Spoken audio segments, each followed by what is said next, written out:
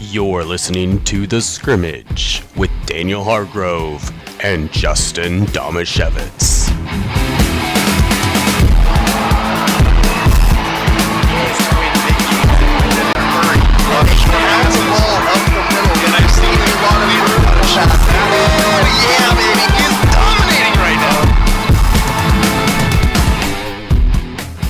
Welcome to The Scrimmage, which is brought to you by Spivey Realty Group and the Law Office of Jeffrey A. Domashevitz. I am Justin Domashevitz.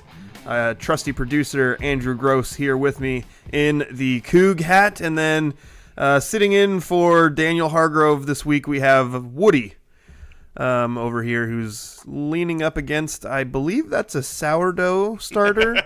And Woody kind of seems like maybe he had a little bit too much to drink. He's like kind of flopped down and sprawled out. We'll see if he can fill Daniel's shoes. He's not bringing the same energy. He's really not. Neither am I, to be honest, because Daniel would have come in hot with like a loud sound or some kind of a wacky, I don't know. Daniel's the wacky guy on the show. Wiggity, wiggity. I'm the snarky guy on the show.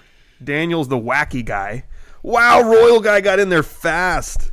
You see this? Let's go Knights already. You know, Royal guy.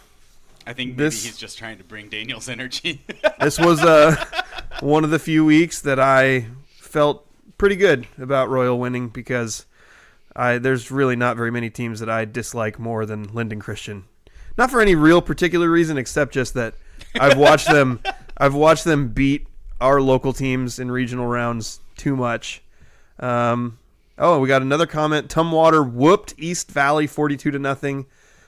Yeah, that 2A seeding, I think they got that right too. Tumwater and Archbishop Murphy seem to clearly be the two best teams. And, you know, for all the, I guess it was pretty mild, but the hand-wringing over the 1A seeding, yeah, kind of the first round stuff was kind of weird with all the league matchups.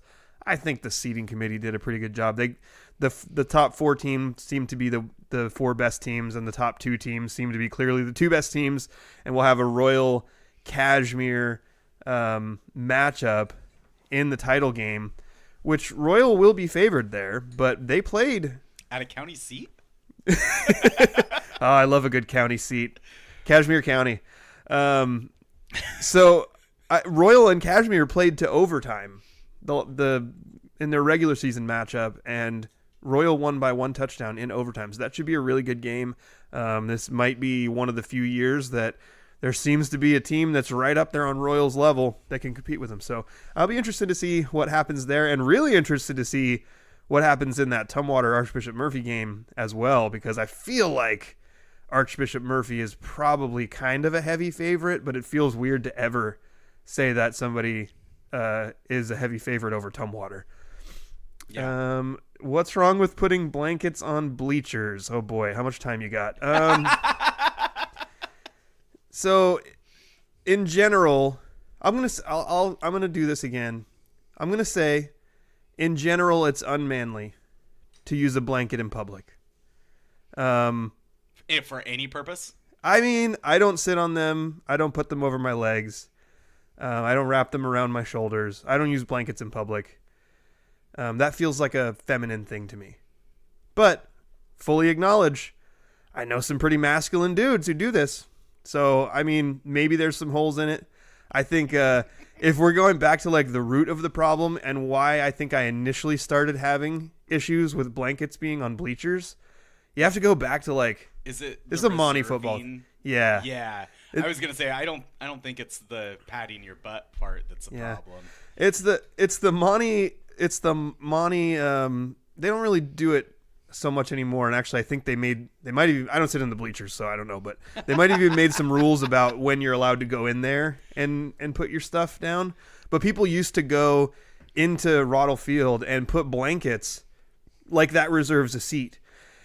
And people would even like take duct tape and duct tape their blankets down so that nobody would pick it up and try to take their seats. And it's not a seat; it's like a whole section. Like it's a section where it's like four or 5 seats together. Yes, and I was like, for me, the time that I felt really annoyed by it is when there was so many that it was extending like across the whole stands and like into the visitors section. so that when visiting fans came, they were like, well, where do we sit? And I was like, you know what I would have done if I was a visiting fan? Move the stupid blanket. You don't just get to put a blanket down. See, this is getting me all worked up again. And this is one thing I got in people did not like it when I went on a rant about this before. I think it's one of the stupidest things to be just like go hours early and put a blanket down thinking that reserves your spot. Get to the game. Anyway, I think that's probably going to do it for the show today. Andrew, that's all I had. Did you have anything else? I think we had a guest. Oh yeah, we do have a guest. We're gonna get Forest Worgum on here in probably about 5 minutes to help us preview basketball season. And you know what? Chase is in the comments saying Royal guy should get out of here because it's basketball season now. Football season's over. Well, no one's playing anymore. Yeah, basically for pretty much everyone, football season's over. But for Royal, football season always lasts this long. And for Tumwater, it usually does too. So it's relevant to some of these schools. NFC's weird, huh? We're just looking at it like, who's the best team in the NFC? I don't even know. I feel like the answer changes every couple of weeks. Like, it was the Eagles for a while. They have 4 losses. Like, It's not the Bears, right? It's not the Bears. That's not a thing. They're tied for the best record. I feel like everybody was just all over the Rams for the last few weeks as being the best, maybe the favorite to come out of the NFC. They lost to the Panthers today. I mean, the Panthers aren't terrible. They're above 500, but like, I don't know, man. There's a top tier in the NFC, and there does not feel like a clear best team. Maybe that's across the whole NFL. Oh my gosh, are my New England Patriots the best team in the NFL? They have the best record. Drake May has been absolutely awesome for in fantasy for me. Me too. Well, yeah, I messed up on that one. That was the league I let auto draft. There was no way you would have ended up with Drake May if I hadn't auto drafted. My Patriots are 10-2. They have the best record in the NFL. This is what happens when I only follow football like casually, and now I'm looking at the standings being like, wow. Wait a minute. Oh my gosh, the Dolphins have won 3 games in a row. Your Dolphins. My Dolphins. My Tennessee Titans are doing exactly what I want them to do, which is lose as many games as possible so you can get the highest pick. They have the worst record in the NFL. Who will that be? Do we know who the do we have a quarterback that everybody's tanking for? Well, yet? they picked Cam Ward number 1 overall. Oh, that's right. last year. Yeah. They already have a quarterback. Yeah, then. so they can actually do something to build around him. They can either trade out of it, or they can if there's a really good left tackle or something. You know, maybe you go edge rusher, left tackle. Man, we got a lot of comments in here. Final score should have been 61-20. Oh, that must be talking about the Royal Linden Christian game. Bears will collapse in the playoffs. Yes, you're right, Royal guy. I'm willing to bet the Bears will probably collapse before the playoffs. They're going to do something similar to what Minnesota did last year and just totally show what they are before the playoffs and then go in and just poop their pants. Chase says, all that matters is the Patriots. Yeah, Chase, we can unify on this now. I used to be a Patriot hater, a pater, if you will. And now I am a Patriots fan. Diehard, loyal Patriots fan. Loyal. Unless at some point Drake May doesn't play there anymore, in which case I'm out. He is now a lifelong Patriots fan. Yeah, exactly. Drake May is the clear MVP at this point. Thank you, Royal guy. You are correct about that. Go Heels. Man, the Seahawks kind of caught a break with that Rams losing to the Panthers thing, because now if the Seahawks can do what they should do and beat Minnesota, they'll be tied for the best record too. Man, NFL's weird. There's a lot of parity this year. Parity. Interesting how much parity there is. Except the Titans, they just stink. And the Raiders, they also just stink. Anyway. Andrew, why don't you go ahead and create a link and send it to me, and we'll get Forrest on here pretty soon. Forrest is going to talk with us about our local high school basketball teams. He probably watches more local high school basketball than anyone I know. That's not like the coach of a team who's like, not only coaching their own team and watching their own team's games, but scouting other teams and stuff. Forrest is constantly going to be at basketball games. Chase is in the comments here. He is also another person I know who watches a ton of basketball, high school basketball. Oh, he says he has to go back to work now. Okay, thanks for popping in, Chase. Yeah, Chase usually works until 4. He must have just been, on the clock watching the show. Don't out him. Yeah. No, he didn't do that, actually. He didn't do that. All right, I'm going to send this off to Forrest, and then as soon as he jumps in, he'll help us break it down. I'm also thinking for Athlete of the Week, since we didn't have any actual action, and I can't name a Royal player Athlete of the Week. That's against our contract with how mad would Daniel be? He's gone for a week, and we name a Royal athlete. Don't say things like that. You'll talk yourself into it. It's so hard, man. Do you know how many times throughout like my regular day that I'm like, oh man, this would drive Daniel nuts. Dude, this thing actually happened. I don't know I'll tell you off air. Okay. Something happened that I was like, oh man, I should do this to Daniel. It would really mess with his head. And I was like, why is that like my favorite thing to do? Is like come up with unique, is fun and interesting ways to mess with Daniel. It is easy and it's fun. I believe that we have Forrest. And we do have Forrest. Oh, and Forrest is wearing a Coug hat too. I bet Forrest. I was expecting Daniel to be here. So we have Woody sitting in for Daniel because Daniel is. You can't see him right now, but I'm sure you saw him before if you were watching the show. Woody is sitting in for Daniel because Daniel is sick. Forrest, thank you for joining us. For those of you who don't know, Forrest is a sports photographer. He does a lot of local sports, all different sports. He mixes it up really well. He does really good work, and he works with us a lot on getting our Athlete of the Week graphics. So definitely go to his social media pages, Instagram, Facebook. You have anything else? Just those two?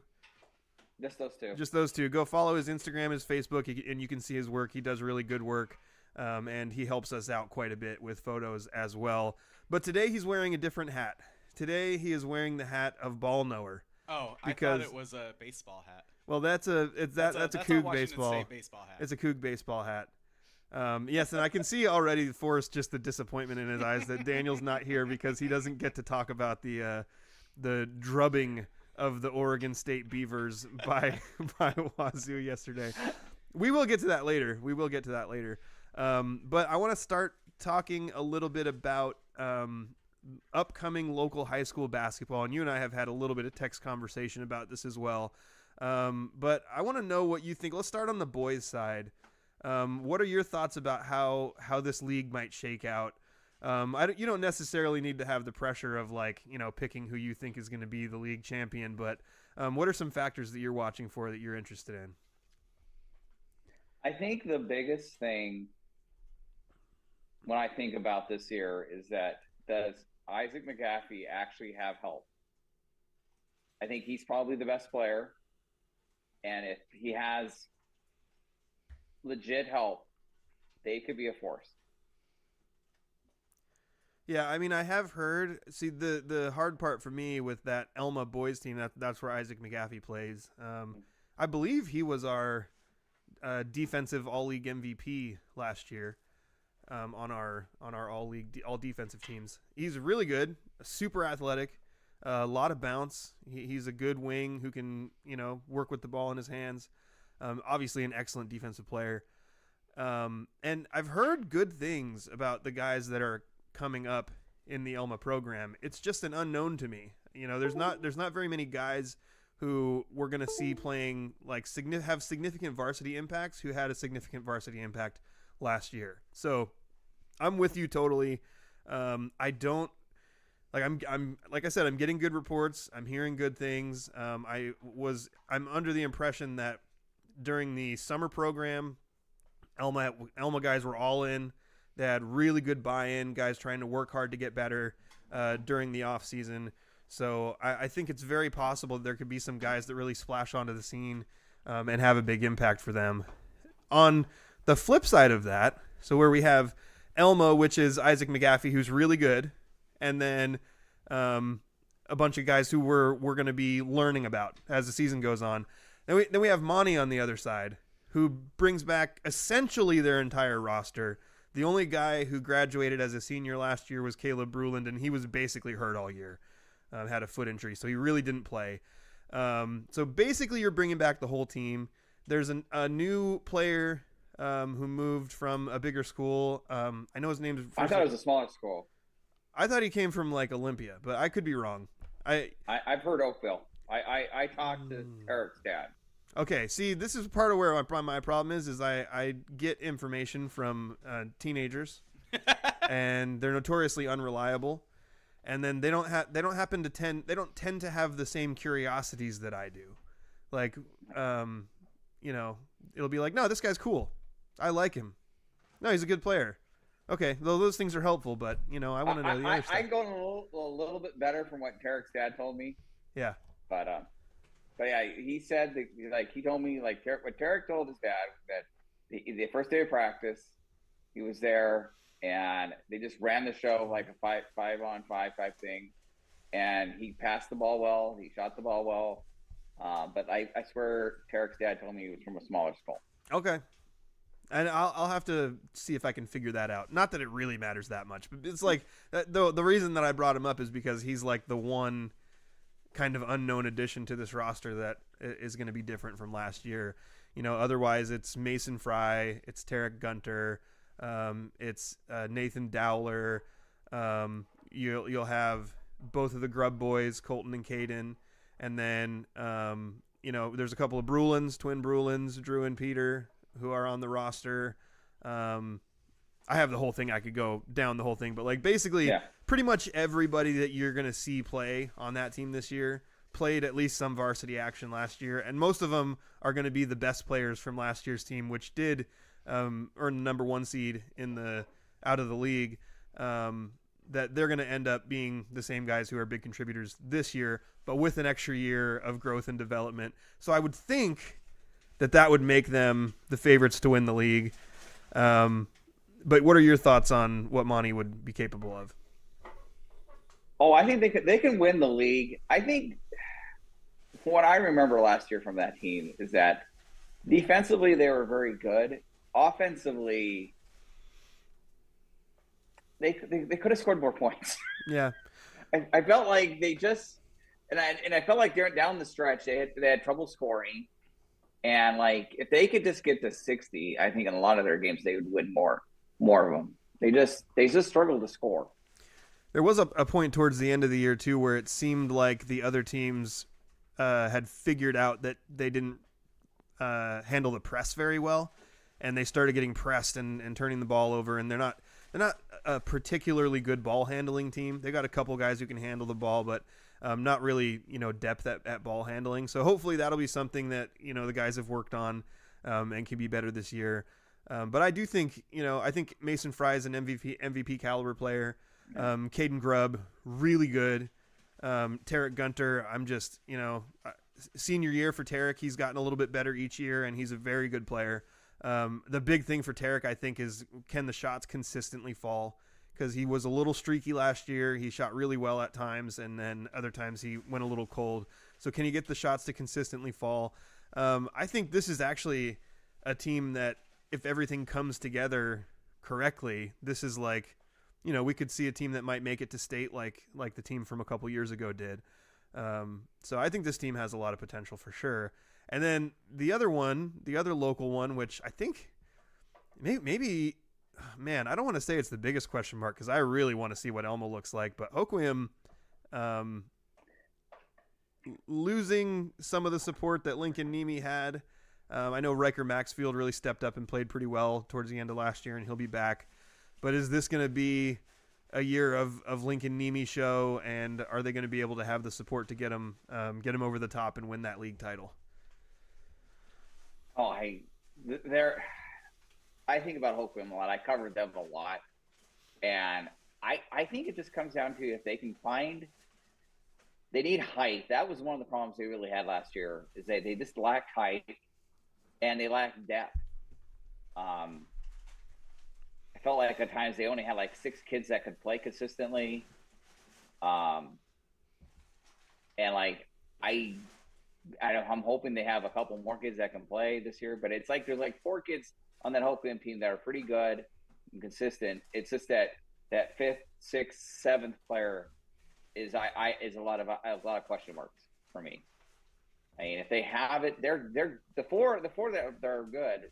That's Nimi, Bozic, Riker, and Ethan. They're all good players. They're all good players. They're all capable of producing points. But I think after that, it gets hard. It gets really hard for them. Yeah. Yeah, totally understandable. And I mean, I do think, Lincoln, it's been an interesting experience covering Lincoln Nemi because he really burst onto the scene as a freshman. 40 plus points. I think it was 42 points or something like that in his very first game. He's an excellent player.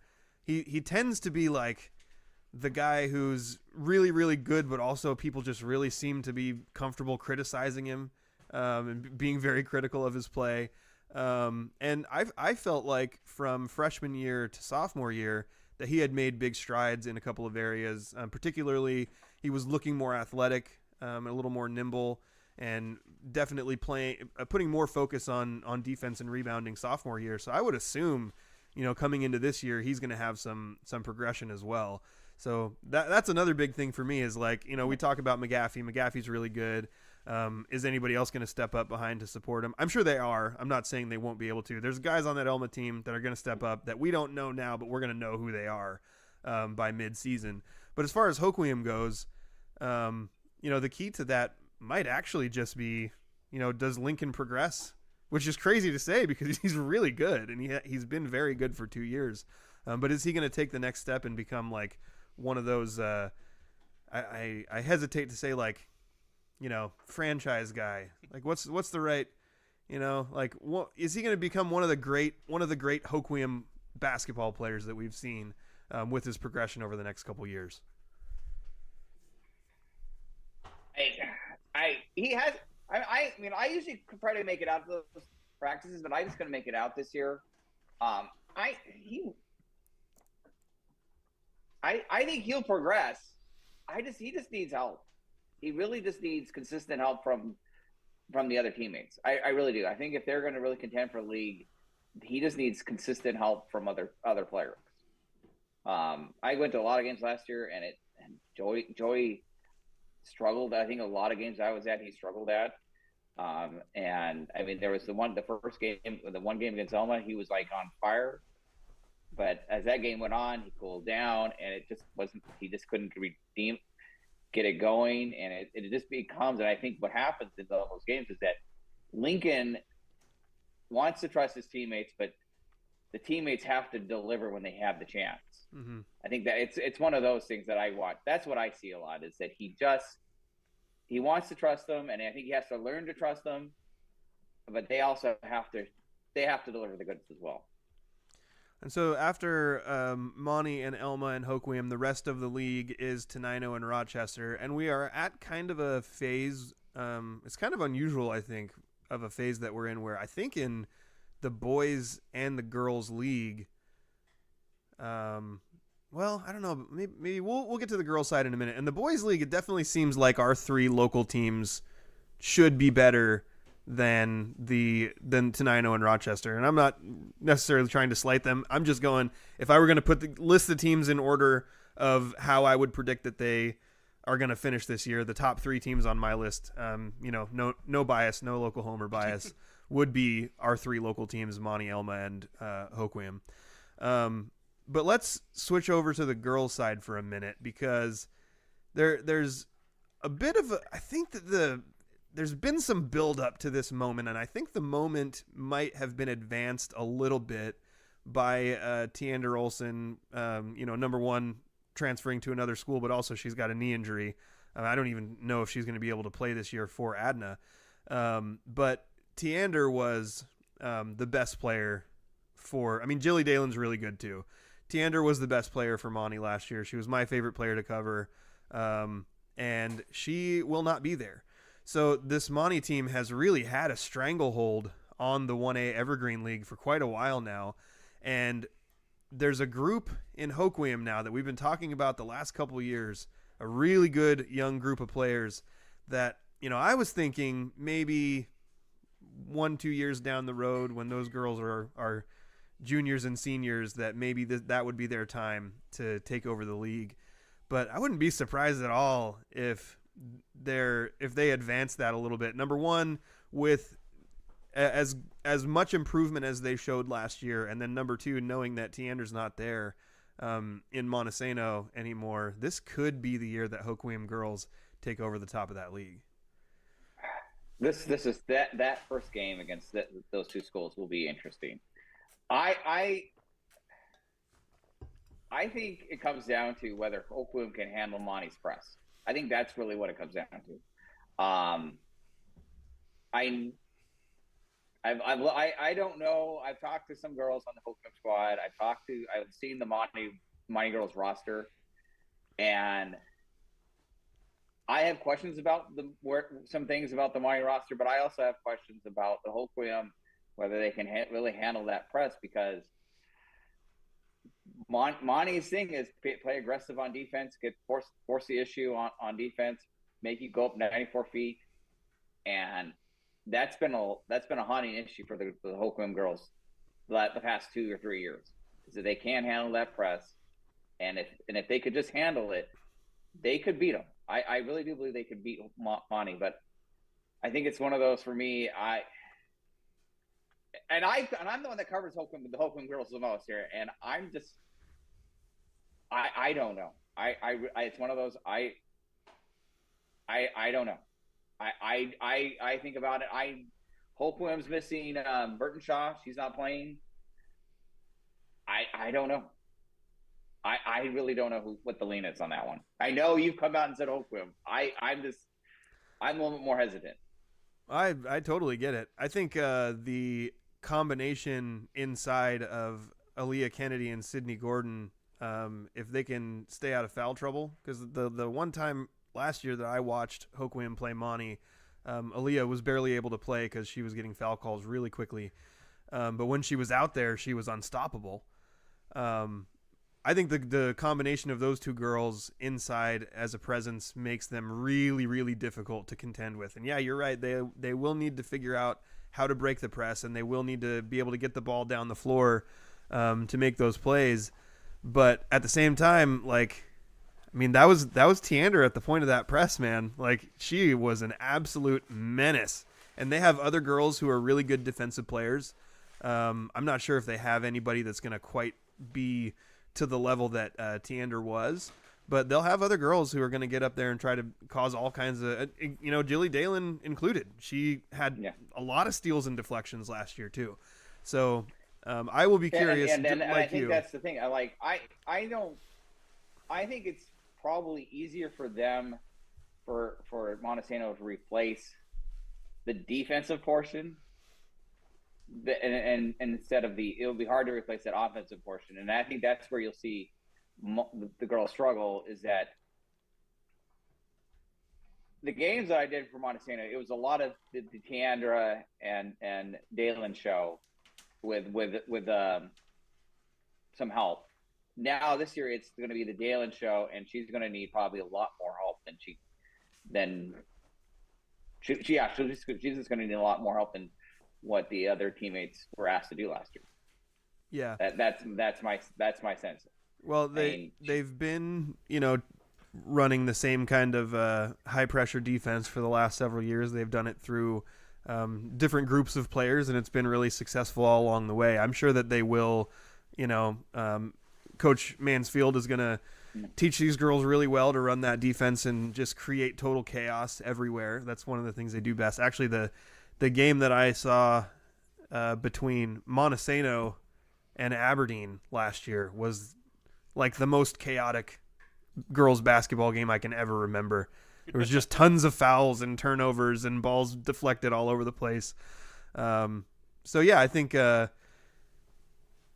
I'm really it's almost a toss-up for me if I'm thinking about these two teams, because Hoquiam returning, I know they graduated a couple of players, but they're returning they're almost returning everybody. a lot. They are returning a lot. They return Lexi, they return Sydney, they return Kennedy. One of the younger Broadhead girls is on the team. I think Stankovic is on the team. There's a lot to like. It's just I've done a few of those Monty Hoquiam girls games, and they just weren't. they weren't close. They weren't Yeah. they weren't close. And like, and just to say, oh, this is the year they're going to do it. It's like, it's it's one of those I almost need to see to believe. It's if they had lost it by 10 or 15, I'd be like, yeah, okay, yeah, they can do this. I'd feel more comfortable saying it, but Yeah. they're not as close. They're not. It doesn't.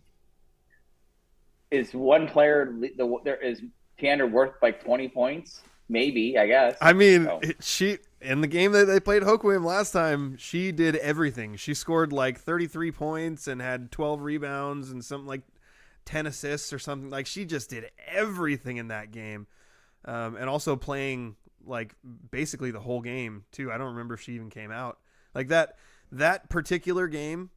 That was a one-man show for Teander Olson, and I think that there was something going on. I want to say that Dalen was maybe got in foul trouble, and maybe she was like sick or something, and so she didn't quite play as much as she usually did.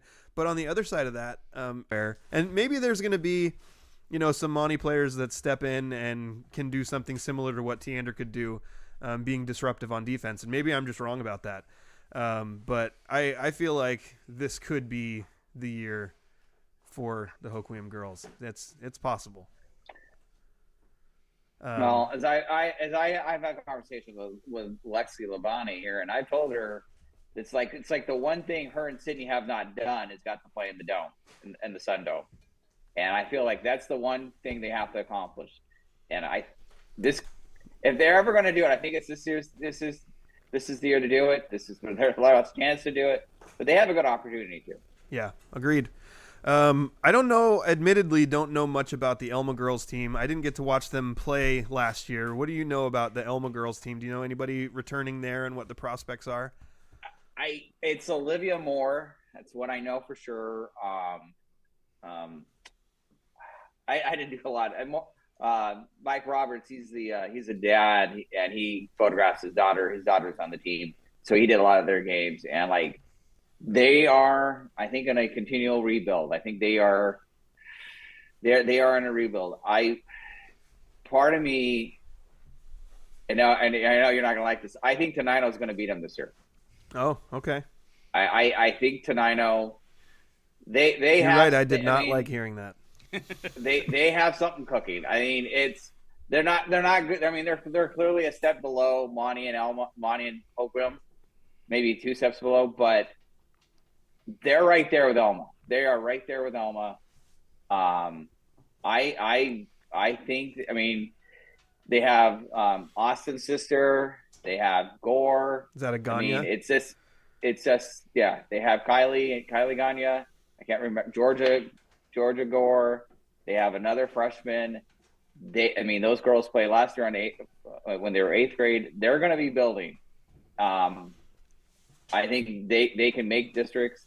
I think they can finish 3rd in this league and secure the spot and not have to play the pigtail game. Alma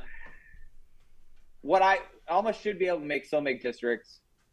What I was told by John Holman is that Rochester last year, who was the worst team in the league, I think my understanding was they were the worst team in the league.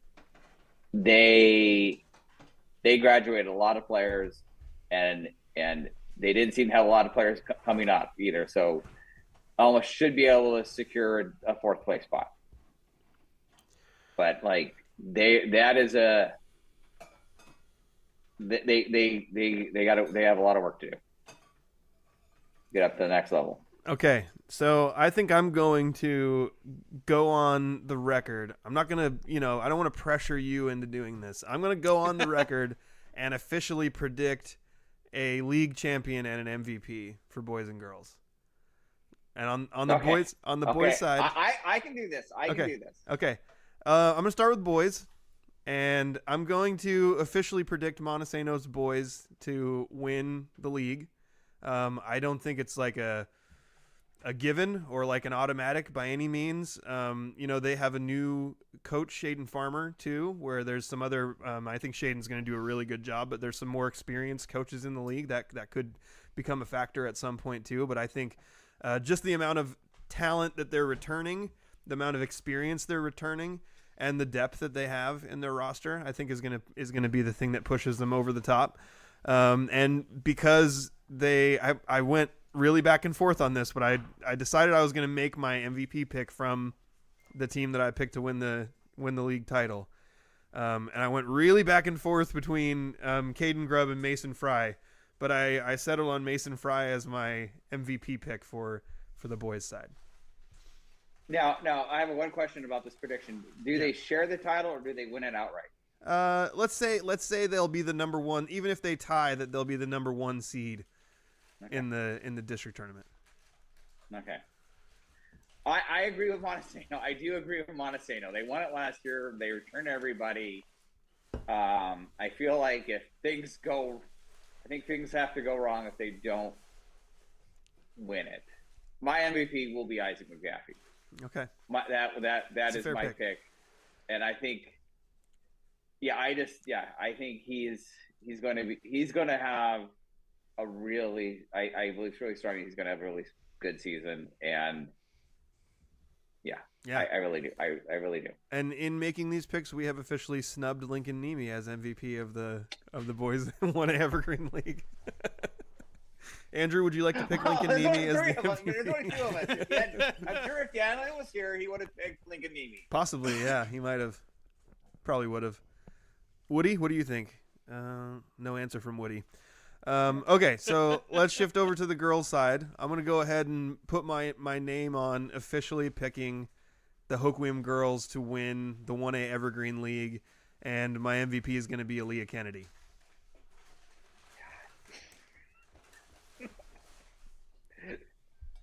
I'm putting you in a tough spot here.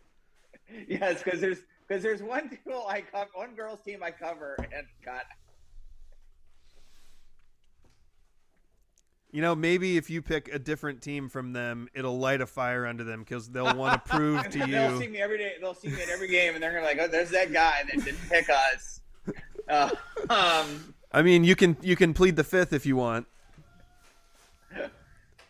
You know about that. You're a lawyer. Yes, I could plead the fifth.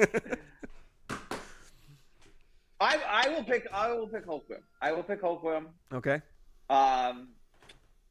I have told Lexi and the girls that if they make it to state, they make it to the dome. They have to make it to the dome.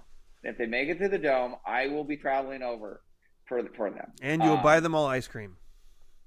Probably. Yeah. Yep. It's on the record now, girls. It's on the record. I will buy all the girls ice cream. And not some cheap McDonald's stuff, the good stuff. But my MVP will be Billy Dalen. Okay. Yeah, you're really doing the zig when other go. people zag thing. Like you're picking MVPs off the teams that don't win the league title. Well, I have a feeling. I have a feeling. I think it's a hedge. I think you're doing a hedge thing. You're like, well, if Elma wins the league, McGaffey, well, you'll get one right, one or the other. I'll get one right. Yeah. I am pretty. I mean, I think McGaffey is probably the safest bet. I feel like McGaffey's the safest bet. Okay.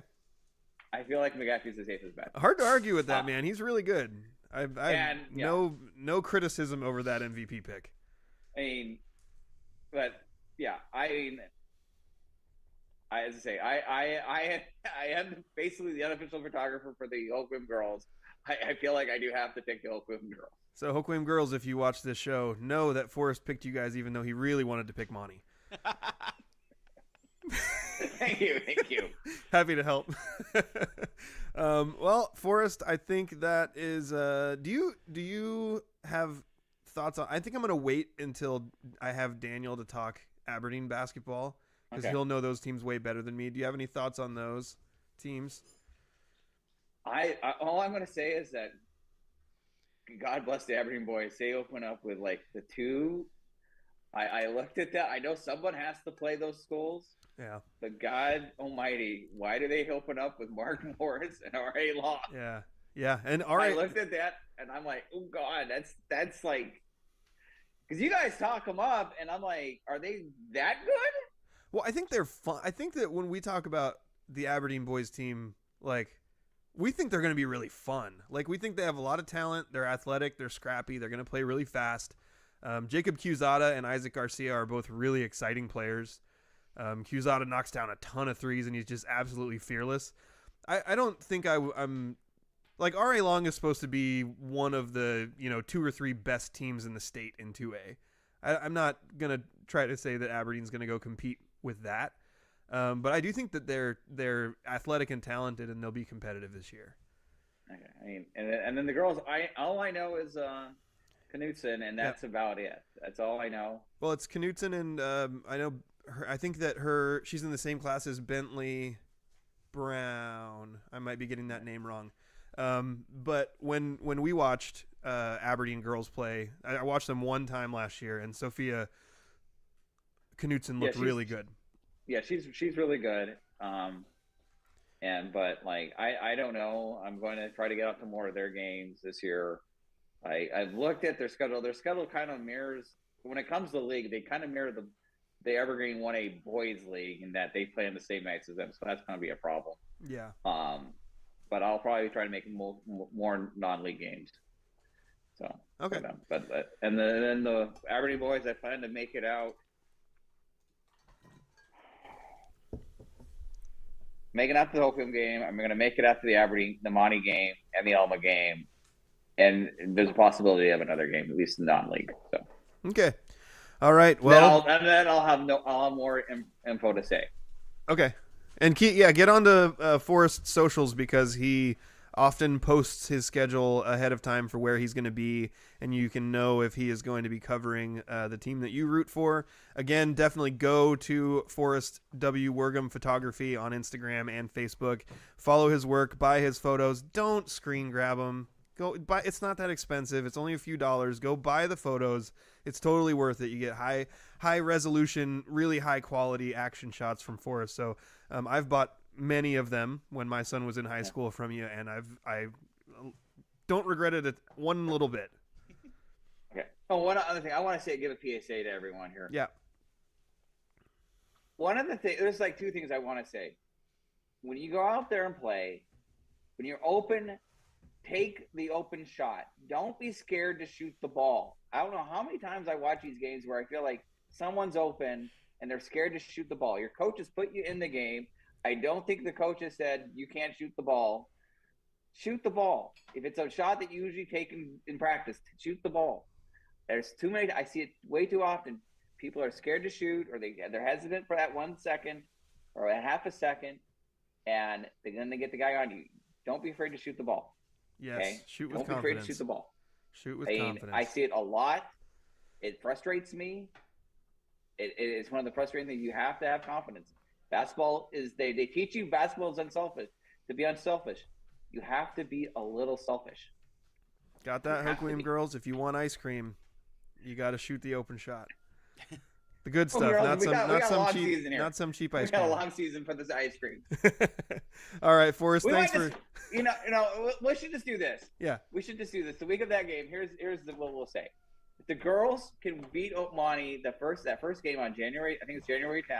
Okay. We will get ice cream the next day. Okay. All right. Okay. Hoquiam girls, you got it. And I'll have to post it on the socials. And it's a legally binding oral contract. And Forrest's a lawyer, so he knows about these things. And we'll go to the one place in Oakland. It's like Moo's something. Buddy Moo's. Yeah, that's the good stuff. That's where we'll go. I love Buddy Moo's. My daughter calls it Buddy Moose's. There we go, girls. Yeah. All right. Well, Forrest, thanks for joining us. Appreciate your ball knowledge. We'll talk to you again at some point during basketball season. Okay. All right. Have a good one. Okay. That was Forest Worgum, local sports photographer and ball knower, helping us break down a preview of basketball season. We'll be talking a lot of basketball. Daniel's going to be doing some broadcasts. It's pretty Aberdeen heavy early in his broadcast schedule, and that's part of the reason I'm so excited to be able to have him on to talk about those Aberdeen teams. He'll know them very well pretty quickly. But we're going to take a break here in a second, and then on the other side of this break, we're going to name our Spivey Athletes of the Week. And I have an idea of how I want to do this, and Andrew and I will talk it through on the air. But before we name our Spivey Athletes of the Week, let's take a quick commercial break. Do you have a legal situation and need someone on your side? Let the law office of Jeffrey A. Damashevitz be your advocate. If you've been the victim of medical malpractice, suffered a personal injury, or need representation with real estate law, small business law, or estate planning, let Jeff Damashevitz put his 29 years of experience to work for you. Call Jeff Damashevitz today at 360-612-3991 or visit damashevitzlaw.com. That's DAMASIEWICZLAW.com. And thank you for watching or listening to The Scrimmage. It is brought to you by Spivey Realty Group and the law office of Jeffrey A. Damashevitz. I am Justin Damashevitz, no relation. My trusty producer Andrew Gross is here with me, as well as Woody, sitting in for Daniel Hargrove, who is a little bit ill today. Kind of a sad story, actually. Their Thanksgiving got ruined, and they passed illness throughout in different levels throughout different people in the house, and now Daniel is sick. And he couldn't join us today, so pray for Daniel. Andrew, here's my thoughts on what we do for Athlete of the Week. We didn't really have high school sports. The only sports action that we had that I could see reported anywhere was a basketball jamboree that Elma Sports Tracker put up some details on. So thanks to Elma Sports Tracker for getting out there and covering this. There was a jamboree in Elma that was North Beach girls, Acosta boys and girls, Merriam Knight boys and girls, and Shelton boys. In Elma, they played 10-minute running clock games, and they had varsity, JV, and C team, and each team played 2. Elma's girls won both of their jamboree contests. First one 22-4 over Acosta, and then 13-6 over Merriam Knight. Later in the day, the Elma boys team played Acosta and Shelton, and let's see, won 21-9 in their first game, and then won 21-20 in their second game. So thanks again, Elma Sports Tracker, for putting that up, but we don't have much information beyond that. It will be interesting, though. Monty boys are opening the season tomorrow against Centralia, and then Elma plays Centralia on Tuesday. So we're going to see those two teams back-to-back play Centralia and be able to get some kind of idea of how they compare to each other. But Andrew, here's my thought. Since we don't really have any sports action from this past week, but we're previewing basketball season. I thought maybe we pick a couple of players to watch for this basketball season, and because Forrest and I both did our league championship picks and then our MVP picks, I thought maybe we would take my 2 MVP picks and post them as players to watch for the upcoming basketball season. What do you think about that? That works for me. Okay, so we have one on the boys' side, one on the girls' side, and sorry, Forrest, I'm snubbing your selections because they were different from mine. So we're going to go with Spivey Athletes of the Week, players to watch, players I'm very excited to watch this upcoming basketball season. We're going to say Hoquiam girls, Aaliyah Kennedy, and then on the boys' side, we're going to go with Montesano boys basketball's Mason Fry as our Spivey Athletes of the Week. Congratulations. You didn't necessarily accomplish anything to get that. You're just good, and so I'm excited to see what you will accomplish. It's kind of a preemptive Spivey Athlete of the Week award. Knock on wood. Yeah. Okay, Andrew, couple of topics. I want to know which one is more interesting to you. Would you rather talk Coug Beeve game or Seahawks? I'd rather talk Seahawks. Okay. The Coug Beeve game was not really exciting. Wow. Poor Daniel. What was the score? I don't remember. Oh, wow, that bad, huh? I turned it off, and the Beavers still hadn't scored. Oh, my. In the fourth quarter. Okay. Yeah. Well, we'll check the score of the Coug Beeve game. It's not really For necessary. the end of the show. But, Andrew, your Seattle Seahawks, currently about midway through the third quarter, have a 16-0 lead on Minnesota. How much of this game have you been paying attention to? Paying attention to very little. Okay. It's been on. Okay. I will say it feels very much like it is a bad Vikings offense playing against a good Seattle defense and a very good Vikings defense playing against the Like, it feels like they're getting after Seattle's offense, but they've just looked completely inept on offense to me. Oh, man. What's wrong with JSN today? Goose egg. Yeah. It seems like they've been pressuring, again, not been paying a lot of attention, but it seems like they've been pressuring Darnold a ton. Did J.J. McCarthy get benched? Yes. I saw or either benched or he's out, but he's not playing quarterback. Yeah. So he has been getting hit so hard with criticism that like fans are refusing to use his name. Oh no. On social media, they're just calling him Nine. They're saying Nine is the worst quarterback in the NFL. And you ever maybe we might have different algorithms on the brain rot video social medias, but my Instagram will give me these things where these guys do like they pick a category and they say, I can name 5 of those, I can name 6 of those, and then whoever picks the biggest number is the one who gets to try to prove it, and then you have a minute to do it. Okay. And I can name such amount of quarterbacks who are better than J.J. McCarthy. And the guy who ended up getting it said, I can name 45 quarterbacks who are better than J.J. McCarthy. And he named just 45 quarterbacks. And everyone was like, yeah, I think we can all agree. That was the game. Name 45 quarterbacks. That guy was on Gardner Minshew's out there, Vikings. Oh. Where is he, like free agent or no? He's a backup for Mahomes. Yeah. Okay, so Seahawks, knock on wood, they get to 9-3. Andrew, what are your the NFC conversation has been so hot and cold. Like the Lions were the best team, and then the Rams were the best team, and then the Packers were the best team, and then the Eagles were the best team, and I feel like week to week the opinion keeps changing about which team has the best roster. And when Seattle won that primetime game a couple weeks ago, they got really hot in the conversation for about a week. What do you think is what we should be expecting for like top level success for this team? How good are they? Expecting? Yeah. I feel like they're really, really good, but what they haven't proven yet is that they can play at their peak potential for like a whole game. So I feel like the expectation should be that they can I think they should be disappointed if they don't win everything. Yeah. I don't expect them to win everything, but I feel like that's what their expectation should be. And my expectation is that, or they should be able to get better towards the end of the season and actually start putting together full games, which, if they did, would make them really, really good. Yeah.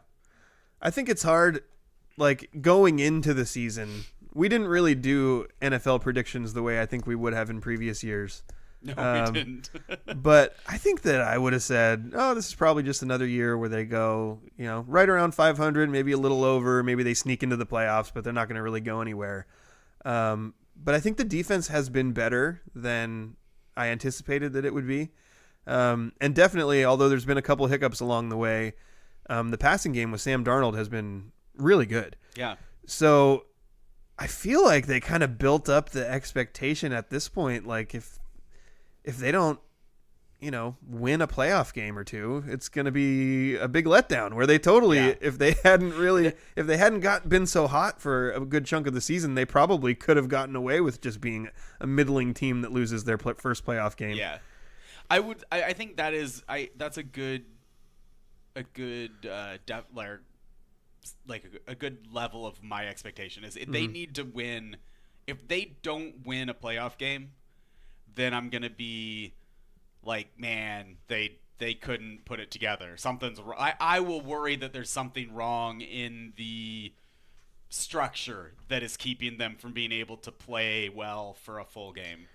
Yeah, it's hard too because we already went through this, but the top of the NFC, there's no dominant team at the top of the NFC. Everybody has at least 3 losses. Yeah. Well, exactly. So there's no team that it's like, well, if they lose to them, then I'll be like, well, they were just better.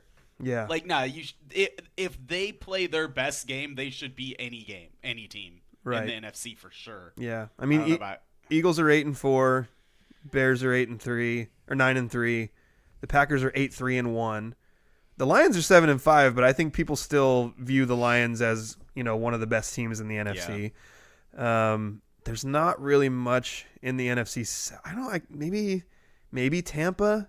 Maybe Tampa Bay is the team that people look at that way, but they have the entire NFC South has negative point differential. Even the Panthers and the Bucks at the top of it. brutal. And in the NFC West, if the Seahawks do hold on and win this game, they will be 9-3 at the top with the Rams, and the 49ers are 9-4, like right just a half game behind them with that extra loss. So, I mean, there's so many teams in the NFC. Like the top tier of NFC is like 8 teams. Yeah. It's pretty crazy. And then, in the AFC, clearly the best team is my Patriots. So, yeah. Any other thoughts on the Seahawks? Because I feel like we haven't really quite talked as much. Maybe this might not be the week to do it because he does have the goose egg right now, as I already mentioned. But Jackson Smith-Njigba, man, He's been incredibly good. And it's been really fun, and like he's a really fun receiver to root for. I think he has one catch now, 6 yards. Oh, good. Sorry, go ahead. He just got it. Yeah. I think Daniel probably feels this on a deeper level than me because I don't really think of myself as a receiver at all. But it's really cool to see somebody playing at an absolutely elite level also be a dude that like is a really hard worker and not a stereotypical like I run like the stereotypical elite receiver is the diva, the guy that runs the outside routes and doesn't really run hard when he's not getting the ball, that kind of stuff. And Jackson Smith-Njigba seems to be the opposite of that. Yeah. Which is really fun. Yeah. And we did the little Jerry Rice comp last week. 1,313 receiving yards entering today. Which is insane. Yeah. Like, on pace to break Calvin Johnson's record. Oh, Oregon State did score. Oh, did they? Yeah. Good for them. The final was 30. The final was 32-8. Oh boy. So they're pretty bad, huh? It was a brutal year for the Pac-12. Yeah. Well, I Although Wazoo has an even record. Yeah. Are they bowl eligible? Yes, we are bowl eligible. So that is a bright spot. I wonder if they'll get a bowl or if they'll get snubbed. I don't know. If somebody was going to get snubbed, there's always like one or two teams that get snubbed. Yeah. It's probably going to be them. Probably. Yeah. Somebody was joking that we'd end up playing UW in a bowl game, which would be pretty awful, I have to say. I don't that'd be dumb. Yeah. Well, the one thing that we almost never cover on this show because we are neither Duck fans nor Husky fans, but Oregon did beat Washington. Which was honestly how annoying for them to play the one time that I'm like, actually, I kind of like Washington to win this, and then they just don't. Yeah. That's why we hate you, Huskies. Yeah, stupid Huskies. But it's like, I don't know. I'm very curious to see how the college football playoff is going to shake out too, because there is a lot of Oregon drama. Moved up after that. Also, I don't know where they're ranked now, but they were ranked 6th, and I saw a headline saying that they moved up after that. They are ranked 4th in the AP poll now. Wow. But what is going to matter is the college football playoff ranking. True. Boy, there's probably going to be a couple teams left out of this that are really stinking good. You know what's going to happen too is Notre Dame's going to end up in, and then they're going to end up in with the exact same record, very similar resume to Miami, and a loss to Miami, head to head. And Notre Dame's going to get in, and then Francis is going to just continue to be insufferable. But I already feel like that's going to happen. Notre Dame's going to be in, Alabama's going to be in, of course, as a bubble team, obviously. And then Miami's going to get left out because there seems to be some kind of weird national media bias against Miami, which I don't completely understand. Interesting. Maybe it's because of like the murder and stuff. Anyway, yeah, so interesting to see. I don't have real strong opinions on much college football playoff related stuff. I'll probably have more opinions after the final ranking comes out and we see which teams strongest get. opinion is that it is a good thing that we're arguing about who deserves to get into position 10 and 11 and 12. Yeah. Instead of go to the game. As I'm looking at it though, like, and I totally agree with you on that. Like they're at 12. I think when 12 first was announced, I liked the idea of it because there's like, different tiers of benefit. Like you're a top 4, you get a bye. Yeah. If you're in the next tier of 4, you get to host. And then if you're, 9 through 12, then you got a road game. So I liked that, the incentive of that. But it does seem like having a bye has been like not always a good thing for these teams to have that bye. A bye game is a weird thing, and I feel like a weird thing, especially in football, but it's not. It can even be weird in like baseball series and stuff, where you take that week off, and then in theory you should be rested, but it feels like just enough to make everybody uncomfortable. Yeah, you have teams that just fall apart. It sometimes happens that way in NBA playoffs too, where like if a team sweeps someone really fast and the other team goes to 7, and you'd think the team that swept with having 5 extra days off would be good, and then they look rusty when they come back. But as I'm looking at like these college football playoff rankings, if they were to expand to 16, which I kind of ultimately feel would make more sense, 32 would be great. I wouldn't have any real gripe with that. Like I told you before the show, I have no upper limit. I would think it was fun if literally everybody started in the tournament. Yeah. Like just let the whole season be a tournament. A single elimination tournament would be pretty fun. High stakes.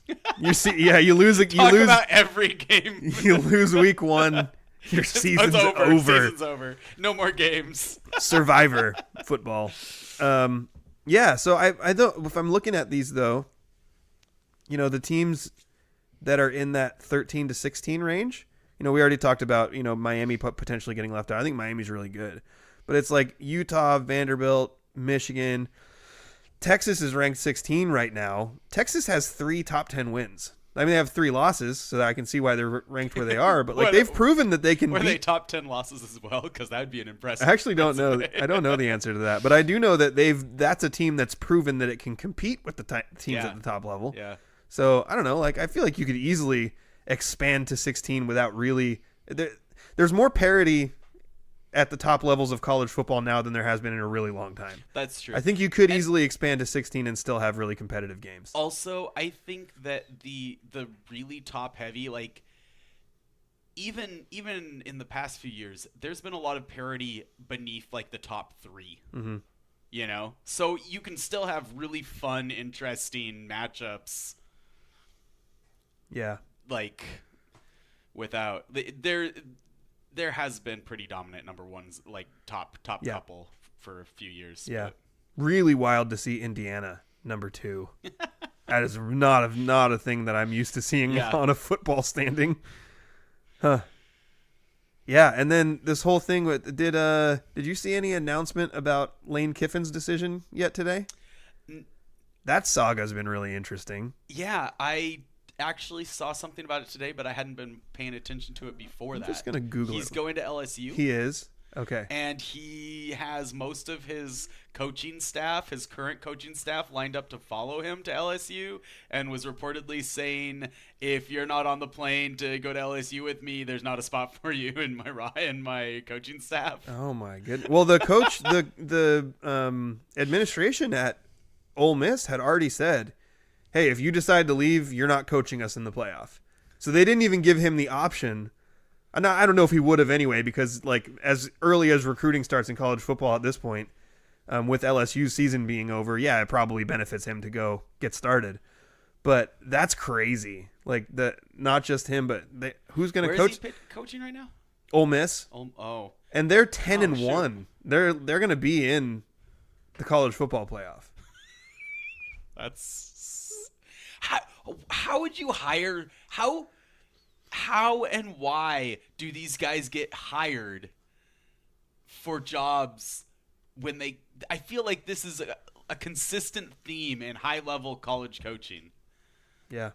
Like just complete lack of ability to like stay in one place and complete a contract.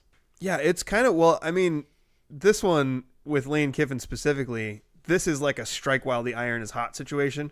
Like he is the hot commodity in a really good time to be the hot commodity in a coaching search.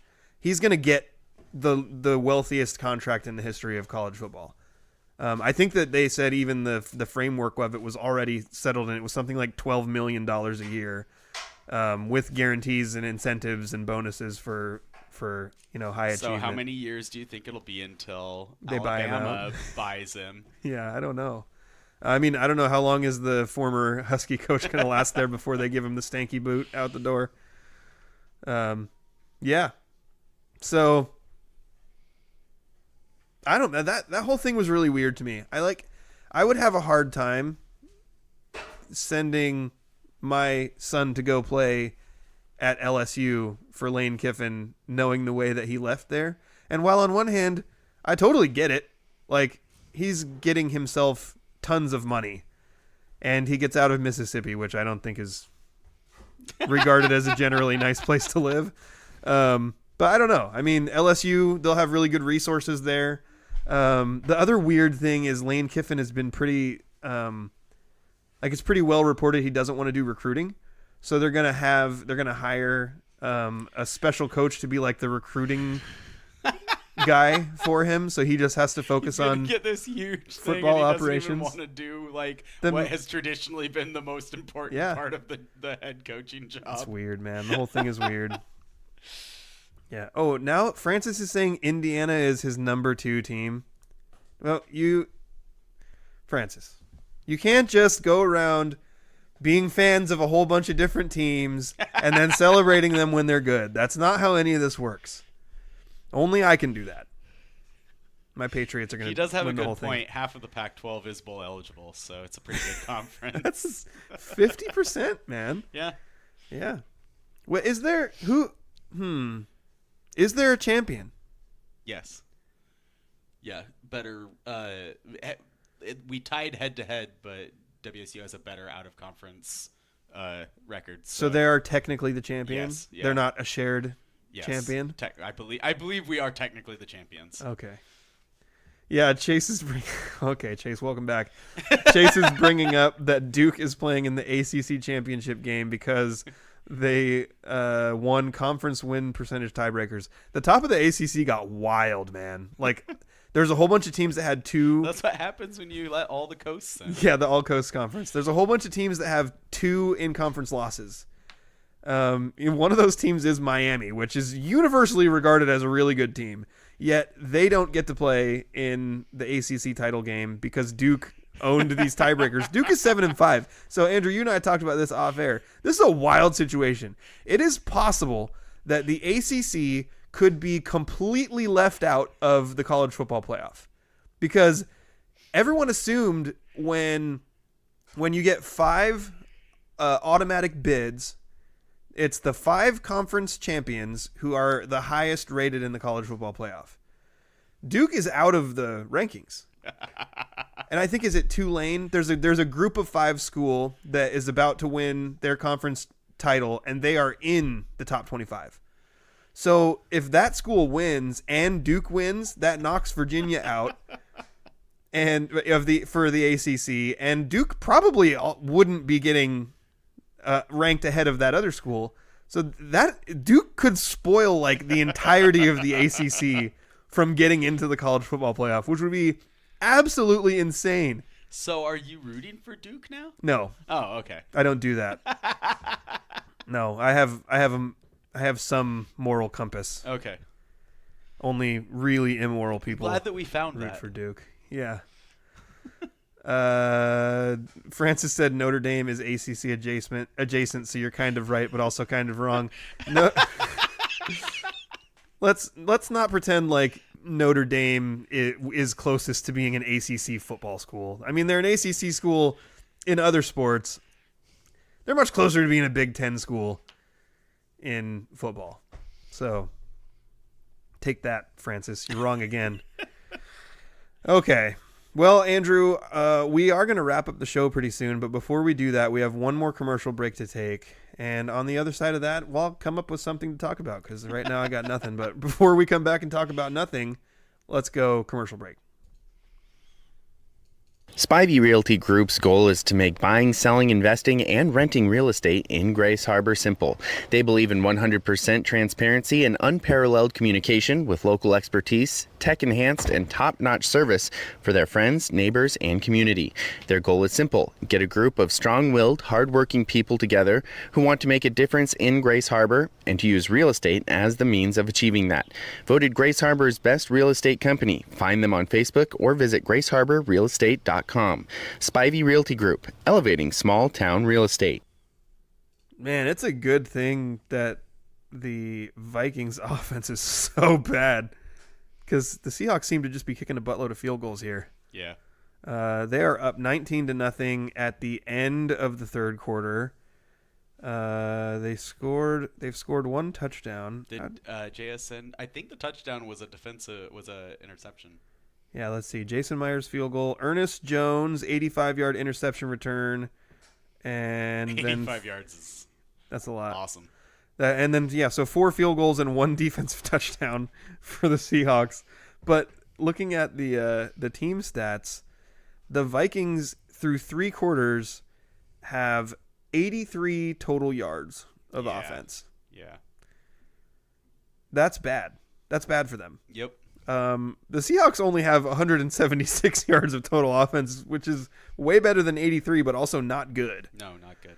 So I will say it has felt more like a good defense against a bad offense with the Seahawks defense on the Vikings offense versus it's looked far more like the Vikings defense has been playing really well than just the Seahawks offense looking like lost. Well, the Seahawks have the ball and a 19-point lead, and I should note JSN caught another pass, so he has 2 catches for 23 yards now. Excellent. So that's good. Needs one more for like 80 yards, and he's good. Andrew, I wanted to talk to you about, just this will be the last thing before we wrap up the show. I took some heat today for some food opinions. I heard about that. Yeah, and I feel like these are probably food opinions that I've expressed on this show before. But they're generally Are these long-held food opinions, or did you come up with new positions on these? Long-held food opinions. Okay. That I feel so strongly about these things that I always think that I'm going to find allies. And I very rarely find allies. That's so weird. I think maple syrup is gross. I think if you do pancakes or waffles correctly, there's absolutely no reason why you would ever need something so sweet and so sticky with that kind of awful consistency on there. When you have butter and whipped cream and fresh fruit or jelly and jam. Yogurt was a suggestion that Daniel said that one of your nephews likes to put on his. And that to me would be so much better than maple syrup. I just don't see a reason for it. I don't see a reason. Is this an opinion about syrup in general? Yes. It's sticky and yucky. Yes, Hannah, it is. Okay, but it so also doesn't. Listen, if you want to make that argument, okay, just say syrup. Because maple syrup is less sweet than normal syrup. What's normal syrup to you? Like whatever Aunt Jemima. That's maple butter syrup. Flavored. No, there's syrup. He doesn't know what maple syrup is. Maple syrup is from maple trees. Yeah. Syrup is from sugar. Yeah. Okay. So I'm just giving you some advice. Make that opinion about syrup in general and be like, yeah, I don't think maple syrup's any better, and you will get less pushback. Because maple syrup is a specific kind of syrup that is made by boiling maple sap, it is syrup. It's So you're still telling me sticky that and gross. Mrs. Butterworth's Yeah. is not maple syrup? No.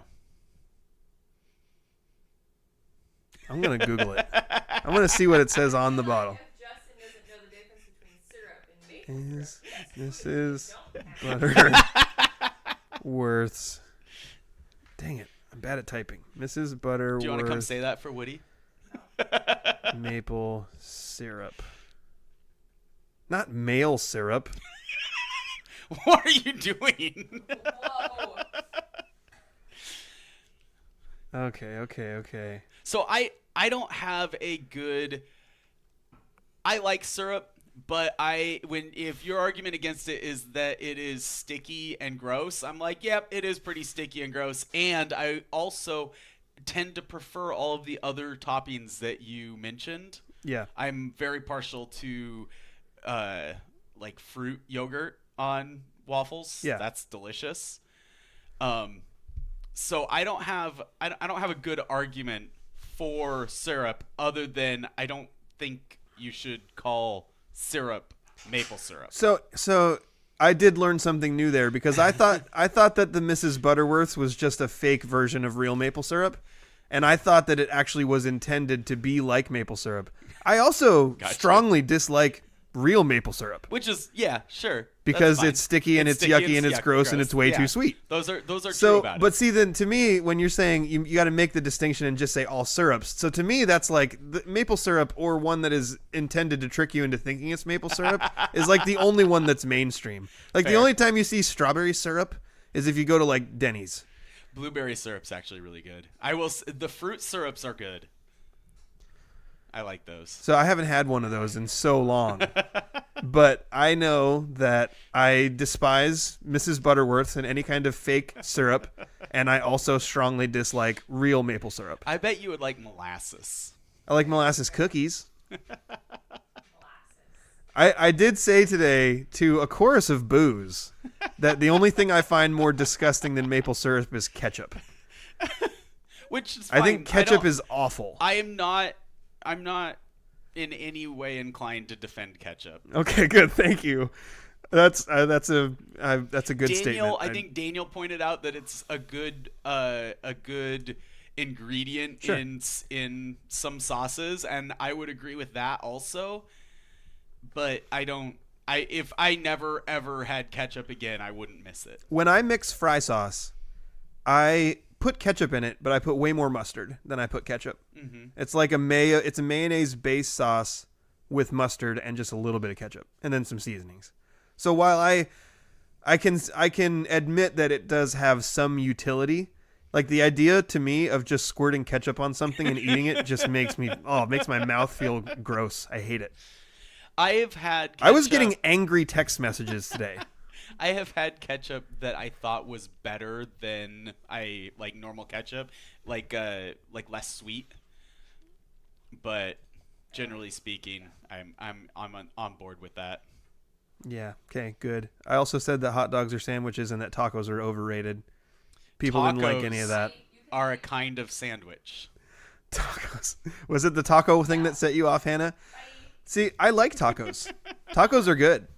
Tacos became like you can't kick me out yet. We have to wait till the show's over. Tacos are a great kind of sandwich. Tacos are sandwiches. I agree with that. I think that tacos became like this sort of cultural phenomenon, and they're just not worthy of that. Like they're good. They're good. You know, street tacos are better than the Americanized version of tacos that we make. And they're good, but they're not. You know, they don't deserve to have what's better than that catchphrases and aprons with taco designs and utensils with, you know, that say "want a taco" about it. What would you put above tacos in that pantheon? Cheeseburgers are better than tacos. Okay. Yeah, good cheeseburger better than Bacon tacos. cheeseburgers. Bacon cheeseburger, Yeah, definitely. Yeah. But like as like a, you know, quick food that you grab from a restaurant, you know, I'd go cheeseburger. Good cheeseburger, not fast food cheeseburger, but good cheeseburger over good taco anytime. Unless I'm in the mood for tacos, which happens sometimes. Also, if you go in Aberdeen, there's a place called La Salvadoreña, and they make pupusas there. Oh my gosh, they're so freaking good. Just like a cheese pupusa. It's just like deep fried dough with cheese in it. It's amazing. It's good steak tacos too. Yep. Dang it, now I'm in the mood for tacos. I did this to myself. Okay. You played yourself. Andrew, do you have anything else? I have nothing else. Okay. Yeah. Then I think we're going to call this quits.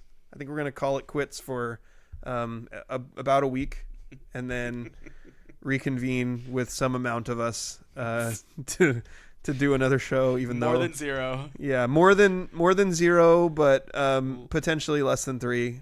Definitely less than 4. We'll figure it out, and that's all. So for my absentee co-host Daniel Hargrove, who, replaced by Woody. Woody's looking a little worse for the wear here, and I'm really nervous about that sourdough thing because I think I kicked this chair back a little bit on accident. I'm afraid it's going to fall over. It looks okay. So for Daniel Hargrove, who is no longer with us today, and for my trusty producer, Andrew, I'm not going to defend ketchup. Gross. I'm Justin Domashevitz, and you have been listening to The Scrimmage.